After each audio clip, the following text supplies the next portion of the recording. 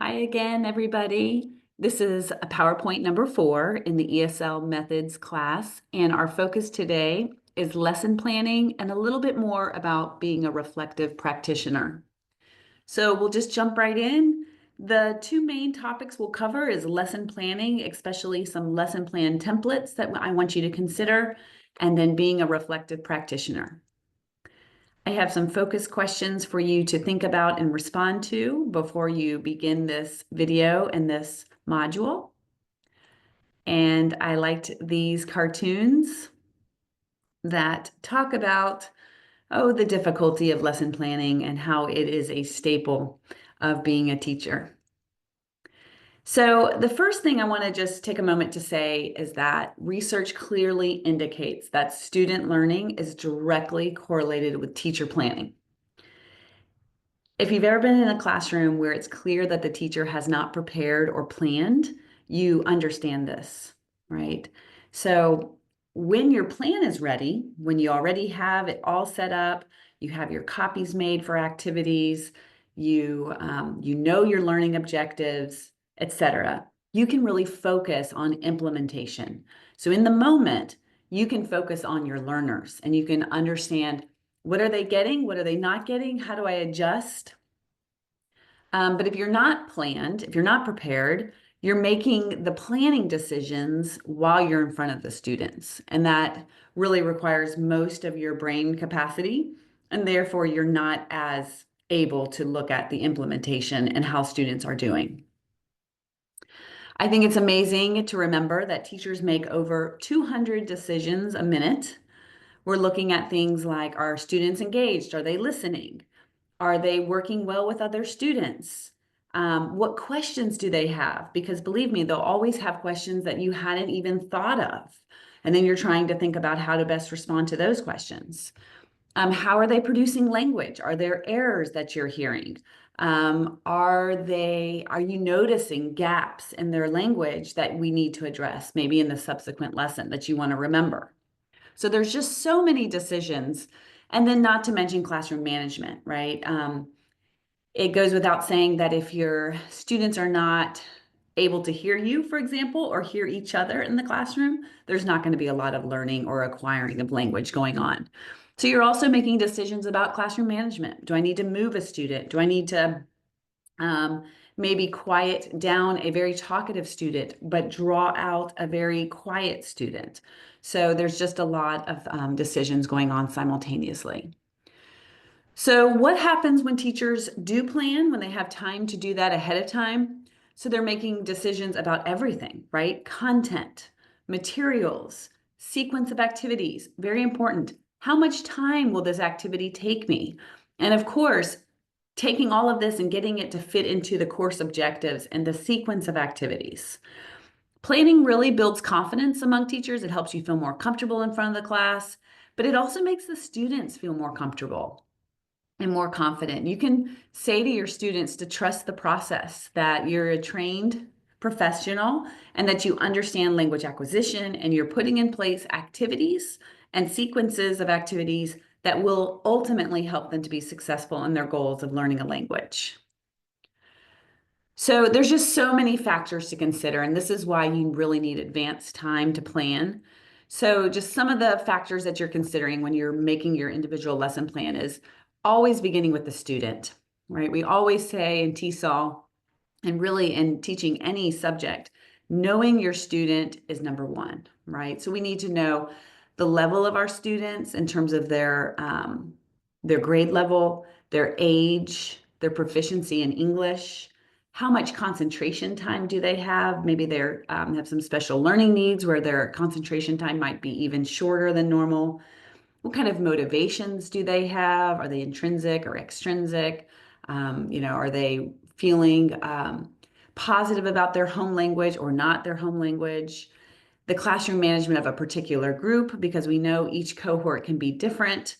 Do you want to start with your students, right? What is it that they have going on? What are their needs, their interests, their levels, etc.?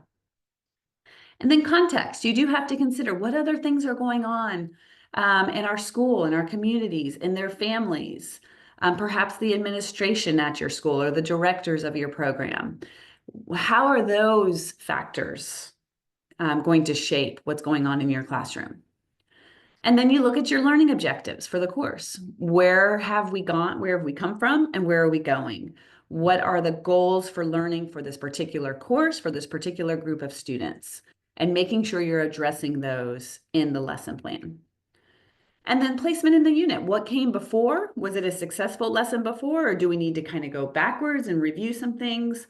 What's coming after this lesson? So where does it fit into the larger sequence of lessons for the whole unit?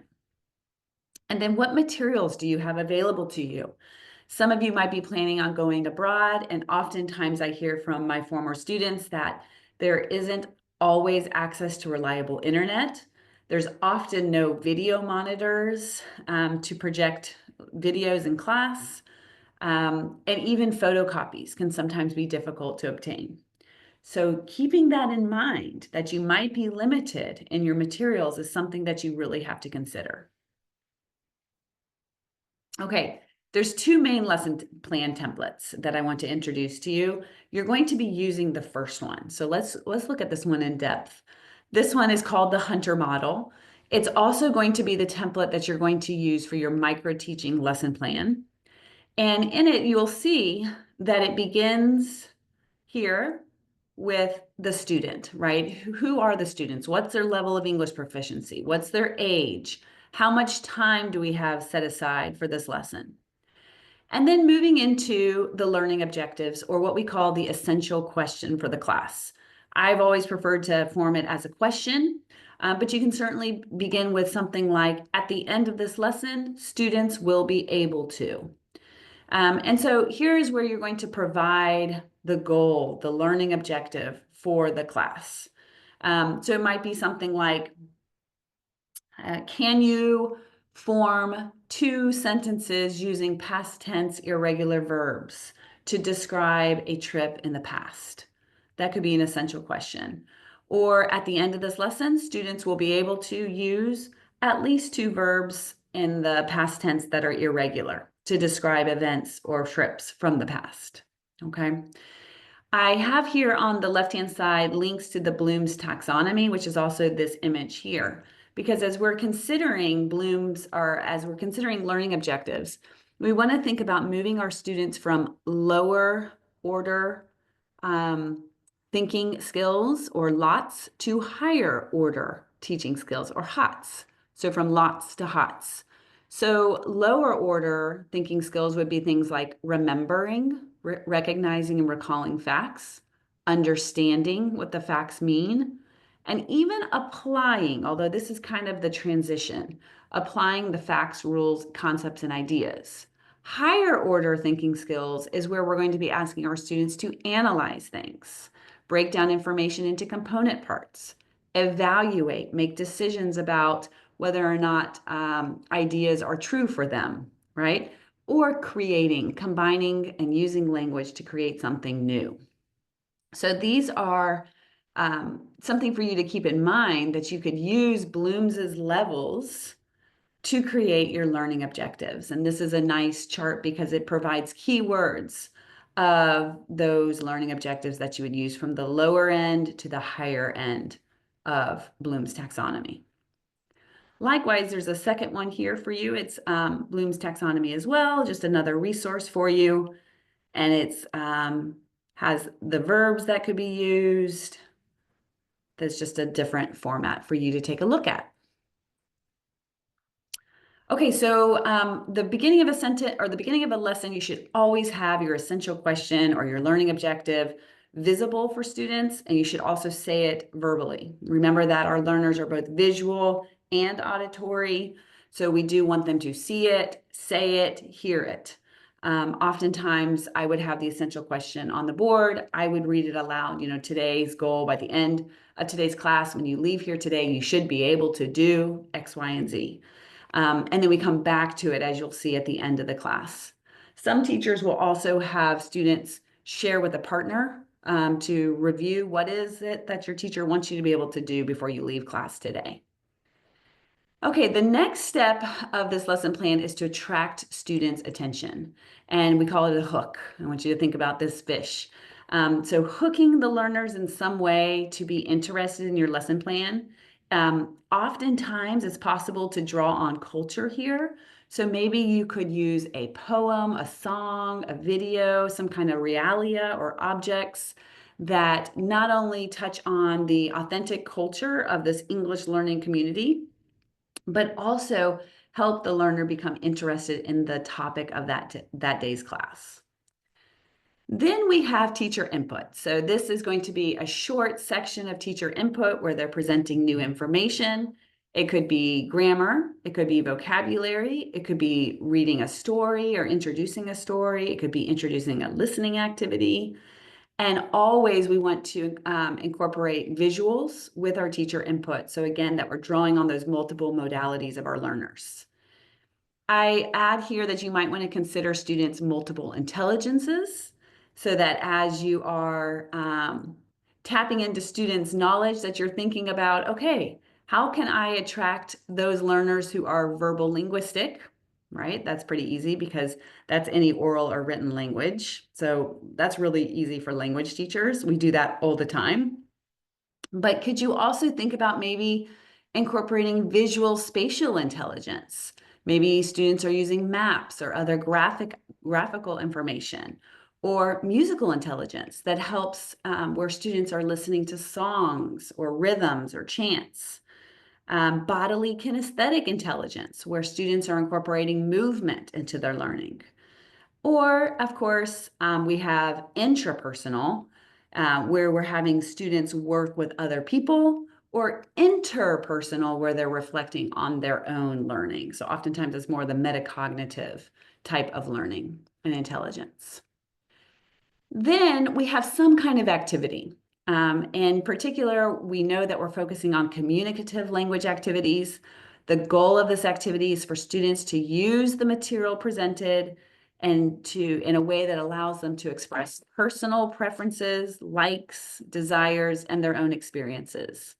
So a lot of times it's collaborative. They might be talking with another partner.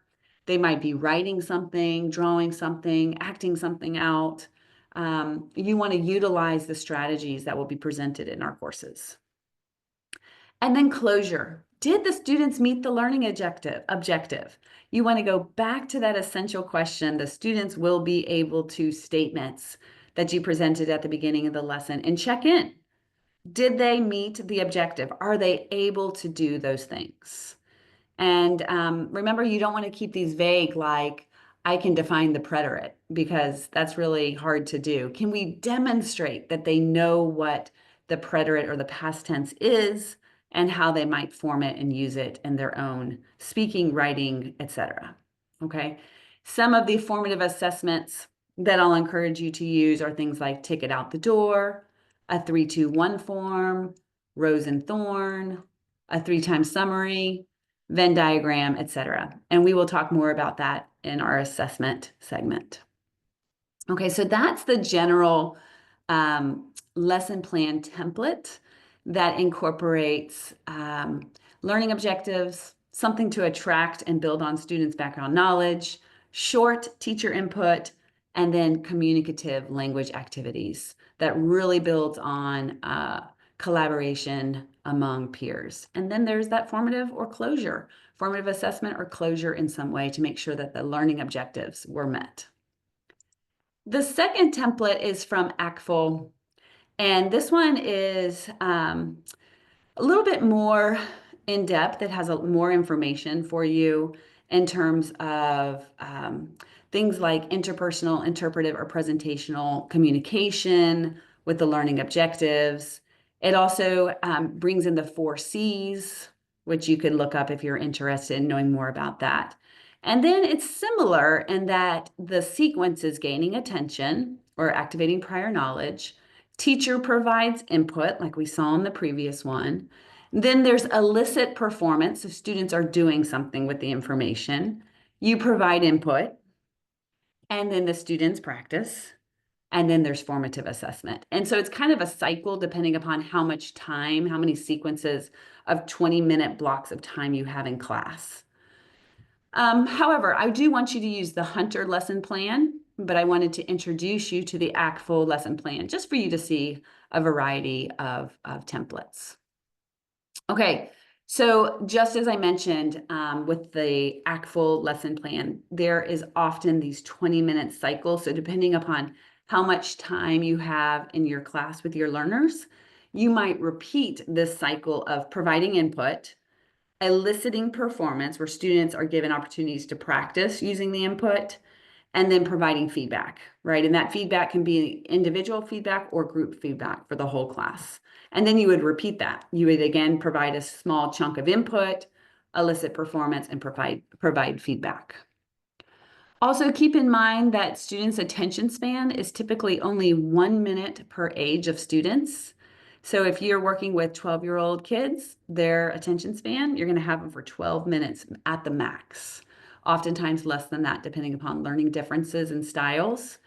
That tapers off at 20. So after 20 minutes, really the students are no longer going to be listening to you passively. And that's why we really want to have short teacher input and maximize time where students are performing, right? Producing with language and getting feedback. Producing with language, getting feedback.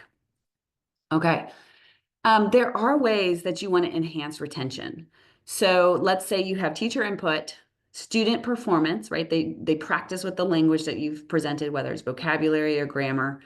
And then you give feedback, right? Individual feedback. You're walking around, then you might notice some things that a lot of students are doing. You review that in front of the whole class so everybody gets that additional practice.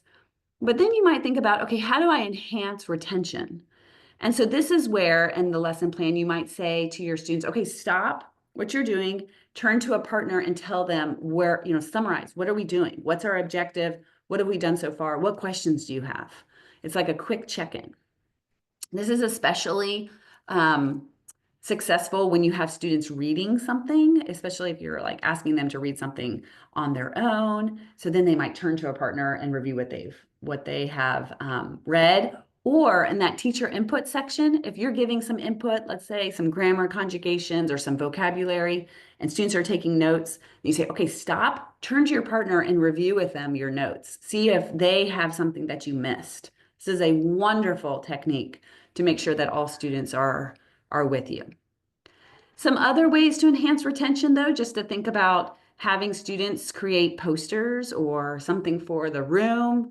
Oftentimes the sticky paper is a great way to post summary posters or information, kind of like a graphic organizer. You might ask them to teach it to somebody else, whether it's a classmate or maybe somebody outside of class. Also really effective, I ask my students to go out into the wider world and find examples about things we're studying in the classroom and either record it with their phone or take a picture of something and bring that in to share what they saw or heard. I've also had students keep journals like that where they have individual journals of, for example, just even greetings, if you think about that. As you're in the community at the bus stop or dropping off kids at school, listen to how people greet each other and record 3 of those greetings that you hear in real life. And then we share that information when we come back together in class. And then always tapping into multiple modalities, like we saw, those learning styles, musical, kinesthetic. Can your students do a summary song or rap about what was learned, or perhaps a short documentary about something? I had my students once go home and videotape their family members and mentioned who they were and their ages and what they liked to do. And then they showed those videos in class with a partner in a small group. And that was incredibly rewarding and successful because they went home and they reviewed the vocabulary, they created this document, and they were really proud of it. All right, and then just the closure. Remember that you don't just want to say, okay, see you later, we're out of time, right? See you next time. You always want to provide a sense of closure to class. So again, returning to that class objective or the essential question and making sure students can now demonstrate the skill. And one of those formative assessments is a great way to do that, like a ticket out the door, which are very brief, maybe 1, 2 questions, that's it. Or they can add to their journal, or I've had students write a tweet about something that they learned or a social media post. But you do want to provide a sense of summary and closure and then making sure that they've met the goal. Now it's up to you and it depends upon the context of your setting. Do you want to give ideas for extra practice outside of the classroom? It depends upon the context, right? I think it's always a good idea to offer ideas, maybe not require it, but you can always offer opportunities to enhance retention. So you might provide some websites that they can easily get to on their cell phones, or like we mentioned previously, an assignment to journal or record things that they see and hear in the community that they are learning in the classroom. Really good. So there's a few reflection questions for you on this video and PowerPoints. I take some time to answer those. And then want to conclude with the second topic about being a reflective practitioner. So we know that during the teaching of a lesson, there's reflection going on all the time. We call this reflection in action. This means that you're checking in with yourself. What's working? What's not working? Teachers must constantly be aware, right? Are students listening? Are they engaged? Are they following? Are they understanding, or are they gone? Have I lost them, right? Do I need to change this? Do I need to transition to a new activity? Do I need to get them up and moving? Right? Do I need to switch partners? What do you need to do? Okay. There should also, though, be reflection on action, right? So reflection in action is during the teaching. On action is usually following the conclusion of the lesson. And I encourage you to set aside a time each time you teach to reflect. So it could be immediately after class, just take a few minutes to jot down some notes. It can be on the drive home, you do a quick voice memo, or maybe you have to wait till the end of the week when you have enough time to really sit and reflect. And at that point, you journal or take down a few notes about what went well and what might you change. Being reflective is an important professional development component of being a teacher. Because if we just keep going, and we're not thoughtful or critical about our teaching, it'll be difficult for us to improve. Now, reflection for action is the last component. And for this, reflection is proactive and future oriented. So I really engage myself in reflection for action at the end of a semester or at the end of my course. The lucky thing about teaching on a semester block is that at the end of it, I have the chance to reflect what went well, what didn't go well, make changes or notes. And then the next time I teach it, I put those into action. So that really helps me continue to improve my courses and my teaching as I progress. You should always seek feedback from your students. You'd be surprised how few teachers do this. You can ask students very quickly with things like a 5-minute paper, Feedback Friday survey, or just a survey of students learning in general, to give you feedback about what they like from your class, things you're doing well, which always makes you feel good, and then areas where they might need you to change. For example, students might say you talk too quickly. That's really important feedback for you to know because you might not be aware of your speaking pace. Or it could be that a student is always paired up with the same student in your class and they want to work with somebody different. This is really important information for you to learn, and it's easy to adjust to if you know. So that's really important. Another way to get feedback, though, in addition to the retrospective field notes, which would be from yourself, is to actually video record your own teaching. This is easy to do nowadays with iPads or even a cell phone. Or if you're teaching online, certainly very easy via Zoom. But it's so informative to us about not only our language, like are we using lots of filler words like or like, or are we speaking too quickly? Do we always call on the same students, etc.? There's just so much you can gain from that. And then inviting a colleague in. Don't be afraid to invite somebody in to observe you and comment on your class. And certainly having another language teacher would be ideal, but really any teacher or even an administrator who has maybe taught before could really be a valuable source of information. And, you just have to remember that feedback is a gift, right? And you can choose to accept it or not accept it, but it is a gift in terms of people offering to you what they're seeing and what they value and where they think you might make improvements, which, ultimately our goal is to prepare our learners to be successful language speakers. So, that's just part of our profession. So there's a few reflection questions for you as well about being a reflective language teacher. And then I just wanted to make a couple of suggestions for you just to think about as you eventually move into your internship with our TESOL certificate program.